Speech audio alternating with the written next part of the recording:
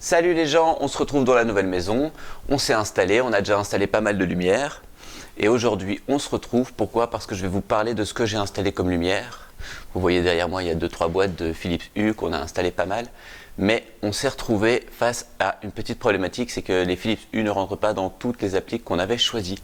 Alors comme je vous avais parlé la dernière fois, quand je vous ai présenté la maison, on a choisi des petites lampes pour mettre un peu partout, une dizaine de lampes comme celle-là, qui sont assez cool. Donc avec le petit GU10 et ici hop, la petite insert qui est bien comme il faut, toute jolie et qui permet d'insérer des ampoules GU10 sans trop de soucis. Donc je vais mettre ça là, voilà, hop. Première chose, on a pu installer des Philips Hue dans celle-là. Donc on a installé des lumières, on a installé des versions couleur. Donc celle-ci, on a installé aussi des versions warm white. Donc c'est blanc chaud, donc c'est de la lumière qui est soit bleu pour pouvoir un peu stimuler, soit jaune un peu plus pour détendre. Voilà, donc en tout, des comme celle que je vous viens de vous montrer, on en a acheté 10, il m'en reste encore une qui ira dans la toilette, je vous montrerai ça probablement dans un prochain épisode. Et aujourd'hui, c'est le truc le plus important, on va parler de ceci. Alors évidemment, on achète local, donc from Belgium. Donc la précédente, elle s'appelle Rini Snake. Donc c'est celle-ci qui s'appelle Rini Snake, l'autre elle s'appelle Deep. Comment elle s'appelle? Elle s'appelle Deep Adjust parce qu'elle peut se tourner dans tous les sens. Donc comme on a le plafond qui est incliné, on a pris des versions qui peuvent s'incliner dans tous les sens de manière à avoir la luminosité parallèle au sol. Donc je vous montrerai probablement, peut-être que je suis déjà en train de faire des inserts. Voilà. Mais aujourd'hui, on va vous parler du Rini Snake. Alors le Rini Snake, c'est ce qu'on a choisi. Donc de nouveau, c'est Weber et Ducré. Donc franchement, c'est des éditeurs belges. Ils ont plein de petits trucs qui sont franchement cool. Donc celui-là, je vous le montre. Alors je vais prendre la partie pas technique. Donc ici vous avez la partie où il y a la petite alimentation GU10 et ici dans la boîte vous avez l'applique, enfin l'insert, le spot encastré, je sais pas comment on va l'appeler. Regardez, c'est vachement bien. Il y a le petit manuel d'instruction dedans, vous voyez comment il faut le visser. Il y a un petit papier, c'est vachement bien foutu. Le packaging est top, franchement, moi j'adore. Donc je vais mettre tout ça là et on va sortir la dernière. Voilà, regardez comme c'est joli comme tout. Alors celui-là, il est vraiment cool parce qu'il a une petite vitre. Donc, vous voyez ici, hop, on dévisse ici et on a une petite vitre. Alors vous allez avoir le fil qui va descendre par au-dessus. On va pouvoir attacher l'ampoule dedans. Donc, en gros, pour donner plus ou moins un exemple, alors c'est pas ce fil-là, mais donc en gros ça sort comme ça. Vous attachez l'ampoule, ça remonte et puis vous vissez le tout par en dessous comme ça. Hop, en tournant ici. Voilà, ben bref, voilà, vous avez compris. Le problème, c'est que les ampoules Philips Hue, eh bien, elles ne rentrent pas, elles sont trop larges, et donc du coup, on ne peut pas fermer le petit socket en verre, donc du coup, c'est vraiment pas cool. Ça tient pas à l'intérieur, de 1, et de 2, c'est vraiment pas pratique. Elles sont vraiment trop larges de quelques millimètres, vraiment, c'est vraiment pas grand chose. Et donc du coup, je me suis rabattu sur des ampoules qui sont un tout petit peu moins larges et qui rentrent tout juste dedans.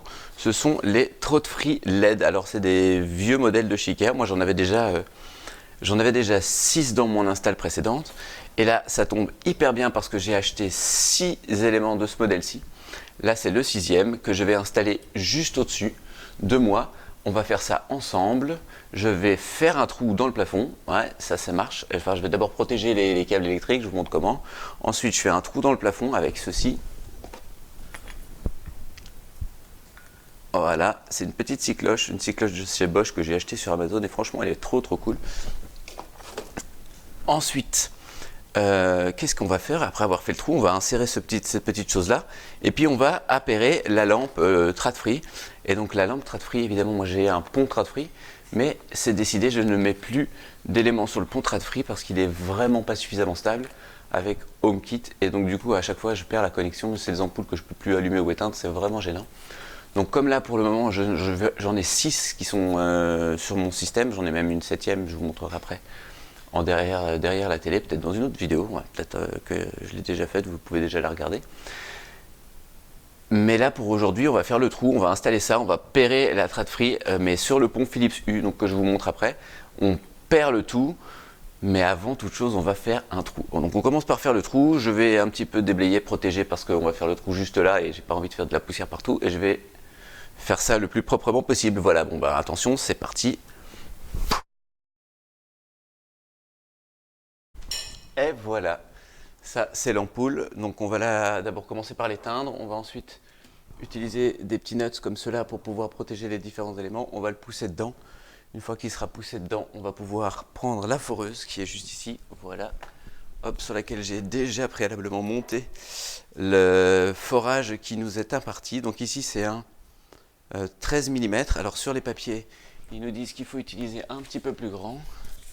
Voilà, si on prend le papier, attendez que je vous dise pas de bêtises. Hein. Donc ils nous disent de forer à 76 mm. Nous on va forer à 73, donc ça fait 3 mm de moins. C'est pas grave, on poussera un petit peu, ça finira quand même par rentrer. On aura peut-être un tout petit décalage parce qu'on n'aura pas la possibilité de rentrer jusqu'au bout. Mais normalement ça devrait être relativement uniforme, donc il ne devrait pas y avoir de souci. Pour moi ça me va bien, les autres je les ai fait comme ça. Et ça c'est relativement bien passé. J'espère que je ne vais pas tout déchirer sur ce coup-ci en forant, mais normalement ça devrait aller, j'ai normalement un petit peu d'expérience dans la matière. Voilà, alors attends, on va commencer par éteindre la lumière. Comme ça on a déjà moins de soucis. On va retirer les éléments un par un. On va les protéger, comme je vous le disais, avec les petits nuts. Voilà. Le dernier. Adios l'ampoule halogène dégueulasse qui consomme 1 tonne. Voilà. Hop. On va essayer de ne pas prendre de jus quand même, hein. Ça fait des ordres. Voilà. Et on va le pousser à l'intérieur.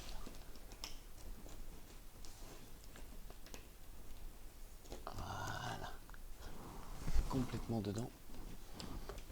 On va essayer de le mettre suffisamment loin pour pas risquer de forer dedans. Il est très long le fil, dites donc, il est énorme. Voilà, il est bien au fond. Hop. Et on va passer à la foreuse. Attention les oreilles, ça tourne. Alors, je vais m'aligner le plus possible à l'autre, donc je vais quand même me décaler légèrement vers la gauche pour forer et je vais prendre ça de cette manière-là. Alors attention, les oreilles, ça risque de faire un peu de bruit. Alors ça fait du bruit et de la poussière. Mais voilà, ce qui est chose faite. Je vais nettoyer un peu tout ça. Et puis après, on va mettre le petit insert dedans. Voilà. Voilà, ben donc on a fait le trou, c'est tout propre. Donc voilà le petit élément qui est fourni avec le petit socket GU10 sur lequel on va mettre les câbles et surtout notre petite ampoule. Alors, je me suis muni au préalable d'un petit tournevis en croix, évidemment, c'est bien plus pratique. Donc je vais démonter tout ça en conservant les petites vis de manière à pouvoir brancher ça sur le secteur. Donc c'est les fils que j'ai préalablement, avant de faire le trou avec la scie cloche, mis dans le plafond. Donc ça, je vais les récupérer et je vais les brancher ici dessus. Donc je vais avoir mon neutre et ma ligne. Je ne suis pas électricien, mais donc en gros, il y en a un qui amène le jus, l'autre qui le rembarque. Et c'est quand les deux sont liés que ça commence à passer. Voilà, en gros, vous savez tout maintenant. En tout cas, vous en savez autant que moi. C'est-à-dire pas grand-chose. Mais c'est suffisant pour ne pas prendre de coups de jus. Voilà, c'est déjà pas mal. Alors évidemment, ça c'est pas un tournevis protégé, mais c'est pas grave parce qu'on ne parle pas d'électricité pour le moment. Et après, voilà, dedans on trouve le petit sucre. Et là, quand on parle de petite électricité, on va prendre un petit tournevis pour se protéger, pour essayer de ne pas prendre de coups de jus. Oh là là, il manque une petite vis là-dedans. Ça, c'est un souci. Voilà, vous voyez, regardez, il manque une petite vis ici dedans. Donc ça, c'est un souci. C'est potentiellement pas grave parce que j'en ai un autre, mais ça va devenir potentiellement compliqué quand il faudra utiliser l'autre. Donc je vais aller prendre l'autre petit, et en espérant qu'ils sont tous là sur l'autre. Alors, c'est celui qui va avec le Deep Adjust, qui n'est pas tout à fait le même. Si, c'est tout à fait le même. Ouais. Ok. Oui, elles sont toutes là, regardez, c'est magique. Parfait. Alors, je vous avoue, je vais pas me plaindre parce que... Enfin, si, je vais me plaindre un peu parce qu'il en manque une, mais J'en ai acheté, en tout, j'en ai acheté 10 plus 6, ça fait 16. Et sur les 16, il n'y en a que un qui pose un souci, donc franchement, ça va. Mais ça aurait été bien d'avoir zéro souci, c'est toujours mieux. L'expérience zéro souci, c'est la meilleure, on est d'accord. Alors, je récupère les fils. Comme je vous disais tout à l'heure, ils sont pas mal longs. Alors, je peux à peu près rentrer ma main, et au-dessus, j'ai l'isolant, évidemment. Et donc, je vais devoir le pousser un petit peu parce qu'il faut garder suffisamment d'espace entre l'isolant et le dessus de la lampe, parce que si ça chauffe, il ne faut pas que ça prenne feu. Voilà, c'est mieux. Alors, on va rebrancher un par un. Alors, hops. Là, potentiellement, il n'y a pas de phase. Donc, j'ai rien. Voilà, il est un peu trop long, je m'en doutais. Donc, j'ai prévu le coup. Hop, j'ai prévu la pince coupante. Pince coupante aussi qui est protégée électriquement. On va pas le couper trop court ni trop loin. Attention, tac, c'est parti. Voilà.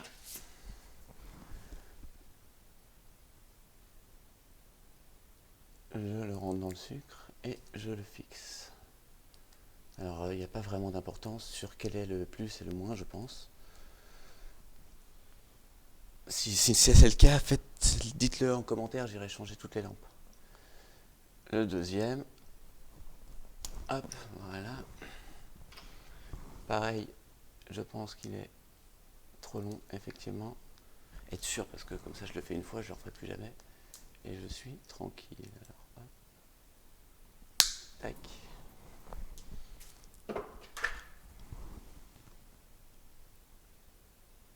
Hop. Donc je le rappelle, on a percé en 73, alors qu'ils disent qu'il faut percer en 76. Donc on est 3 mm dessous.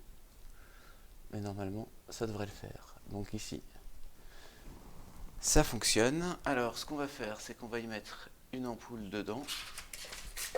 Alors, voilà, regardez, je vous disais tout à l'heure la différence. Ça, c'est une Philips, donc on va la mettre dedans. On va demander à Florence d'allumer la lumière. Est-ce que tu peux allumer la lumière, Florence? Voilà, ça fonctionne. Donc on ne s'est pas planté, il y avait 2 fils et on a réussi à les brancher. On est les meilleurs. Donc tu peux éteindre maintenant. On enlève l'ampoule. Cette ampoule-ci, je ne pourrais pas l'utiliser. Non, je ne pourrais pas l'utiliser, en tout cas pas dans cet insert-là, parce qu'il est trop petit. Donc c'est ce que je vous expliquais tout à l'heure. Cet insert-ci est trop petit. Donc on va reprendre la boîte et on va renfermer ce petit sucre ici dedans.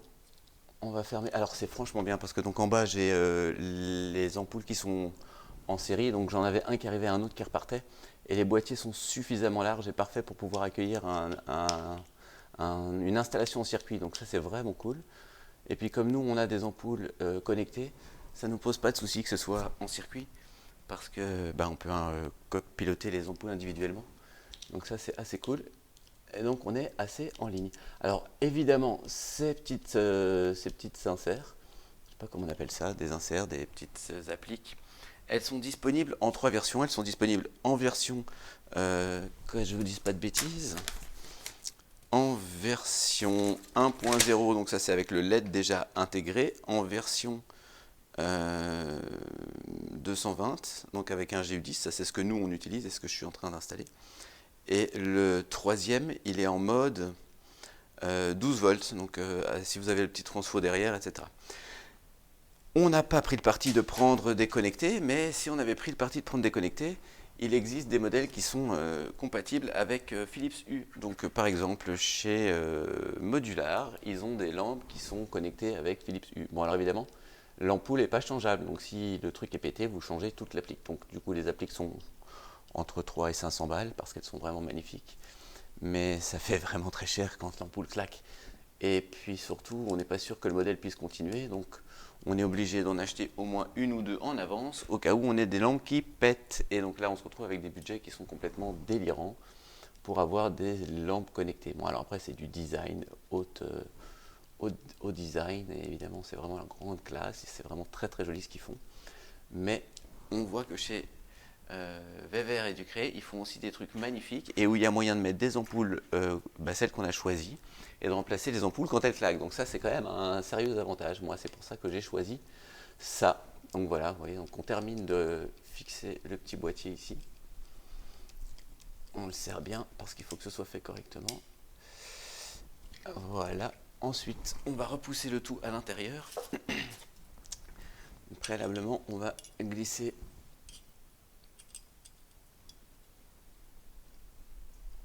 l'insert en question. Alors évidemment, il va falloir faire ça de manière le plus intelligente possible. On va regarder par où est-ce que ça passe. Par là, donc on va tenter de le rentrer comme ça, en espérant que ça ne pousse pas trop dessus et que ça ne le fasse pas ressortir. On verra ça. Voilà, alors on lève les deux petites pattes. Attention, quand ça retombe, ça fait très très mal, donc essayez de ne pas vous le prendre sur les doigts.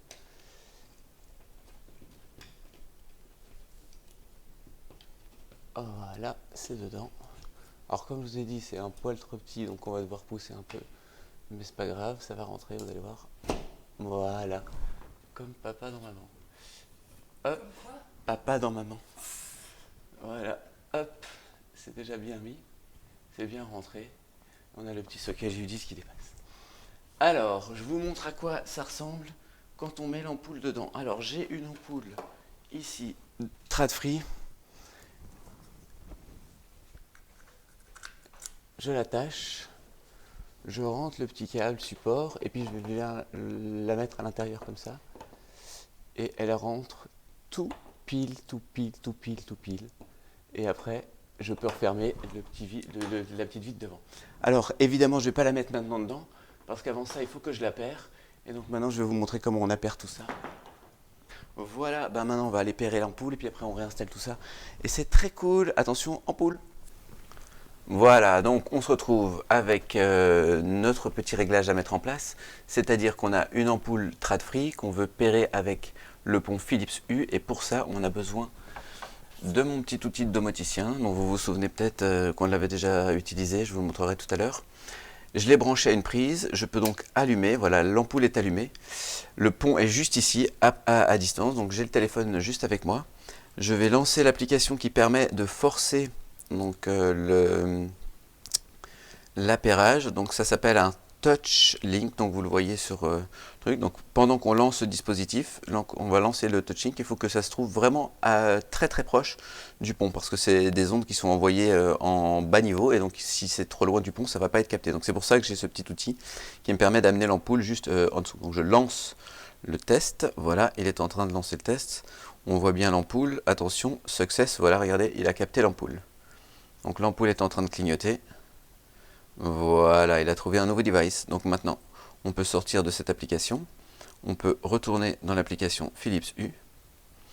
On peut aller dans configuration lumière et on voit qu'il y a une nouvelle lumière qui a été ajoutée. Et ça, c'est hyper cool. Donc on rentre dedans. Voilà, on l'a sélectionnée. Elle nous montre directement où est-ce qu'elle est. Donc on va l'appeler directement Spot. Parce que c'est un spot, comme vous le voyez, Dimmable Light, c'est celui que je vous ai montré tout à l'heure de chez Ikea. Donc GU10 400 lumens, avec la version qui est juste en dessous là. Donc c'est le spot, voilà, retour.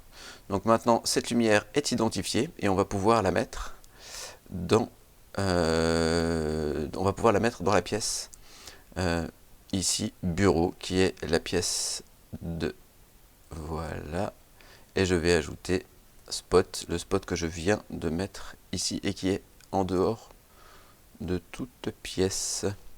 Normalement, il y a, voilà, vous voyez l'autre spot qui est ici, qui est sélectionné et qui fait partie de l'ensemble du bureau. Donc j'enregistre, voilà, c'est chose faite. On se retrouve en haut. Donc d'ailleurs, maintenant, vous allez pouvoir voir que si je retourne dans maison, ici, que je vais dans bureau, ici, je vais pouvoir voir les deux spots. Donc j'ai mon premier spot qui est le spot dont vous ne voyez pas s'allume, ça s'éteint, et le deuxième qui est ici, et que je peux allumer et éteindre et dimmer à ma convenance. Donc je peux maintenant, une fois qu'il est pairé, aller le remettre à sa place, c'est-à-dire, pouf, dans la verve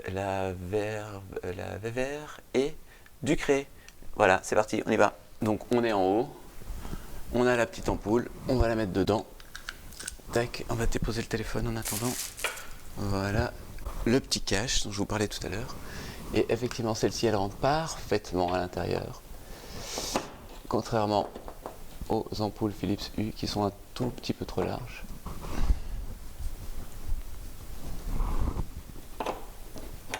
Je viens fermer le tout. Voilà.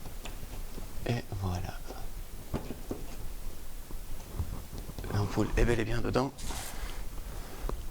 Et normalement, elle se allume. Voilà, dès qu'on appuie, elle s'allume. Mais elle ne s'allumera que lorsqu'on aura allumé l'interrupteur et qu'on n'y touchera plus jamais. Est-ce que Florence peut allumer l'interrupteur? Attention. Tac. Interrupteur allumé. Et la lampe, normalement, devrait être mise à jour. Et voilà, s'allumer et s'éteindre toute seule, de manière automatique. On va regarder ce qui se passe dans...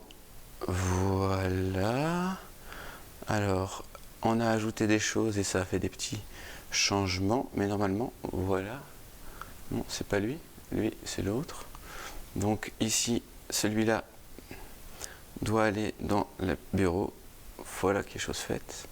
Et ensuite, on devrait trouver un nouveau pièce par défaut. Ah non, elle devra se trouver dans le bas de la maison. Parce qu'il a été ajouté récemment. Spot, spot, spot. On ne le trouve pas, il est planqué quelque part. Peut-être qu'il faut redémarrer HomeKit, c'est peut-être ça le truc. Je dois peut-être redémarrer HomeKit de manière à ce que... Mais oui, c'est ça. Je dois redémarrer HomeKit de manière à ce qu'il prenne en compte la lampe. Alors on va aller faire ça, on va redémarrer HomeKit tout de suite. Et puis on va pouvoir jouer avec notre petite lampe ailleurs que dans notre application U. Voilà. Donc j'ai été relancé HomeBridge. Donc effectivement, comme j'ai rajouté un élément sur le pont U, et que mon HomeBridge se connecte à ce pont U pour référencer les lumières qui sont présentes, eh bien il fallait qu'il refasse un petit tour pour pouvoir retrouver l'autre lumière. Donc voilà, maintenant je retourne dans mon application maison et où normalement je devrais pouvoir retrouver ma lumière qui est peut-être bien déjà dans le bureau. Voilà, donc j'ai mes deux spots. Mon spot, voilà, ça va être un spot qui va s'appeler, on va l'appeler spot back. Voilà, terminé. Et l'autre spot qui est celui-ci, voilà, qui marche parfaitement. Hop, on va l'appeler spot front. Terminé. Et voilà, donc on a ajouté nos deux lumières supplémentaires dans notre environnement HomeKit et c'est vraiment très cool. Donc voilà, je trouve que c'est assez joli. Je vous l'éteins, comme ça vous voyez éteint à quoi ça ressemble. Je vous l'allume, comme ça vous voyez allumé à quoi ça ressemble. Je vais vous faire un petit tour des différentes lumières, comme ça vous allez pouvoir voir à quoi ça ressemble, les différents éléments qui sont installés. Donc on a choisi, comme je vous le montre ici, le Rini Snake à tous les emplacements de plafond plat, et on a utilisé les Deep Adjust que je vous montrerai aussi pour tous les plafonds inclinés, de manière à pouvoir tourner la lampe et de pouvoir avoir une lumière qui est parallèle au sol plutôt que d'avoir une lampe qui est toujours inclinée et d'être dans l'angle des yeux des gens. Voilà, voilà. Donc j'espère que cette petite vidéo vous aura plu. J'espère que vous en avez appris un petit peu plus sur l'installation des lumières. Donc franchement, c'est hyper cool de pouvoir mettre les lampes Tradfri sur le pont Philips Hue, de pouvoir tout guider avec l'application Philips Hue, parce que franchement, elle propose des choses qui aujourd'hui ne sont pas proposées par HomeKit, donc comme les petits scénarios avec les petites chandelles ou des petits événements avec des petits changements de lumière et des choses comme ça. Vraiment des scénarios et des ambiances qui permettent d'avoir vraiment pouvoir profiter au maximum de l'ensemble de son écosystème U. Maintenant, évidemment, le pilotage, tout ça, moi j'aime bien pouvoir contrôler tout ça avec HomeKit. Et ça marche très très bien avec le pot HomeBridge. Donc franchement, je ne peux que vous inciter à aller dans ce sens-là. Maintenant, je vous montre quelques images de la maison. Et puis après, je vous invite à regarder les autres vidéos. Alors surtout, le truc qui est hyper important, c'est vous êtes beaucoup à regarder les vidéos et vous n'êtes pas abonné, vous ratez plein de trucs. Il faut souscrire, vous souscrivez. Et voilà, comme ça, vous avez toutes les petites nouveautés et il n'y a aucun problème. Vous serez au courant de toute l'évolution et de toutes les petites vidéos que je sors. N'hésitez pas en commentaire s'il y a des choses que vous n'avez pas compris, vous les mettez en commentaire. Je réponds à peu près à tous les commentaires qui sont dans toutes les vidéos, je suis relativement attentif. Je vous remercie les 170, je ne sais pas combien vous êtes, à peu près oui, plus de 170. Vous êtes déjà abonnés, c'est vraiment cool. N'hésitez pas à activer la cloche des notifications, c'est encore mieux. Comme ça, vous avez la possibilité d'être averti pour tous les éléments, et surtout ça remonte à l'algorithme de YouTube, que je suis un YouTuber que tout le monde doit connaître parce que vous trouvez ça tellement cool. Donc je compte sur vous, activez votre petite cloche, laissez des commentaires, dites-moi si vous aimez pas, le format je fais ce que je peux. La lumière c'est pareil, mais normalement dans la suite ça devrait être de mieux en mieux. Déjà on a un petit micro et c'est vraiment cool. Je vous fais un petit tour, comme je vous disais, de la maison, vous avez probablement déjà vu, etc. Les différents éléments. S'il y a des choses qui vous plaisent dans ce que je vous ai montré, vous retrouverez dans l'ensemble des liens dans la description pour pouvoir faire pareil, acheter des lumières, acheter des inserts, faire des trous dans les plafonds parce que c'est assez cool. Bon, ça fout de la poussière partout, mais c'est assez cool. En tout cas, de le faire soi-même. Moi, j'aime bien pouvoir faire les choses moi-même et me dire que c'est moi qui les ai faites. Donc, j'espère vous encourager à faire pareil. On va se revoir très bientôt parce qu'il y a plein d'autres vidéos qui devraient suivre pour vous présenter tout l'écosystème Philips Hue que j'ai installé, parce que j'ai installé un Sana, j'ai installé une Liane, j'ai installé toutes les ampoules filaments et les nouveaux trucs. Et je vous parlerai aussi, alors ça c'est un truc qui me tient vraiment à cœur, des caméras. Tout le monde en parle aujourd'hui avec le HomeKit Security. Tout le monde parle aussi de la caméra, la seule caméra, la meilleure caméra de 2019, qui est la seule à pouvoir faire à peu près l'enregistrement de HomeKit Secure. Eh bien, ce n'est pas vrai.